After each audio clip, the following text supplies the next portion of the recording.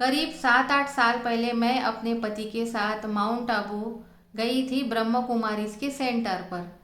तो बीच में हम अहमदाबाद में एक जगह रुके थे और वहाँ हम अपनी दीदी के साथ, मतलब जो हमारी ग्रुप लीडर थी, उनके साथ हम वॉशरूम गए। तो वहाँ वॉशरूम में जैसे ही दीदी अंदर जाती है तो वहाँ पे एक औरत बैठी रहती है। वो दीदी को देखकर ज़ोर ज़ोर से चिल्लाने लगती है और दीदी को गालियाँ देने लगती है।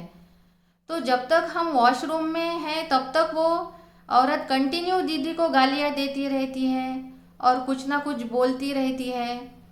तो मैंने देखा कि दीदी उसके तरफ देखकर सिर्फ स्माइल कर रही है। तो मैंने दीदी से पूछा कि वो औरत आपको इतना खराब बोल रही है और आप उसको देख के मुस्कुरा रही हो। तो दीदी ने कहा, यह पहली बार नहीं हुआ है, मैं जब भी यहाँ आती हूँ तो ये औरत मुझे ऐसी ही गालियाँ देती है। तो मैंने दीदी से कहा, और आप उसे कुछ भी नहीं कहती है?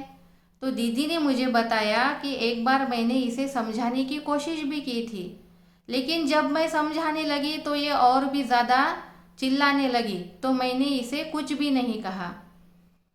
तो मैंने दीदी से कहा, आप हर बार कैसे सुन लेती है?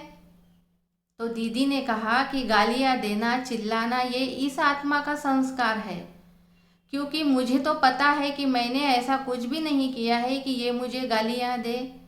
इसीलिए इसके ये खराब बोल सुनकर मैं क्यों भारी हूँ, जबकि मुझे तो पता है कि मैंने कुछ भी नहीं किया है।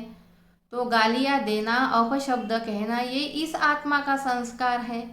लेकिन मेरा संस्कार क्या है कि मैं शांत रहूं, और ये जो अपशब्द मुझे बोलती है इसे मैं अपने चित्त पर नहीं लेती हूँ, क्योंकि ये अपशब्द अपने चित्त पर लेने से मेरा चित्त भी भारी हो जाएगा और मैं भी उसकी तरह निगेटिव सोचने लगूंगी और बोलने लगूंगी। इसीलिए मैं उसकी बात को नज़रअंदाज कर देती हूँ। तो दीदी की ये बात सुनकर मुझे भी समझ में आ गया। मैंने भी सोचा कि सच है, रियल लाइफ में भी बहुत बार हमारे साथ ऐसा होता है कि हमारा कोई दोष नहीं होता है और कोई व्यक्ति आकर हमें बोल के चला जाता है। तो हमें भी उस व्यक्ति की कोई भी बात अपनी चित्त पर नहीं लेनी चाहिए, क्योंकि हमें तो पता रहता है ना कि हमारा कोई दोष नहीं है, हमने कोई ऐसा कार्य नहीं किया है कि कोई हमें इतना बोले।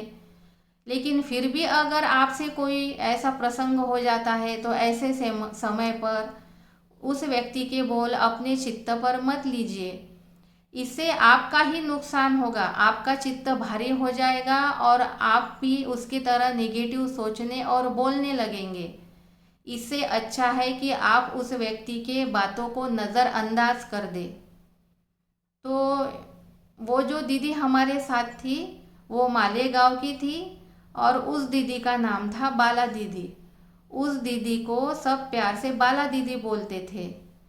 तो ये था मेरा जो अनुभव जो मैंने आप लोगों के साथ शेयर किया।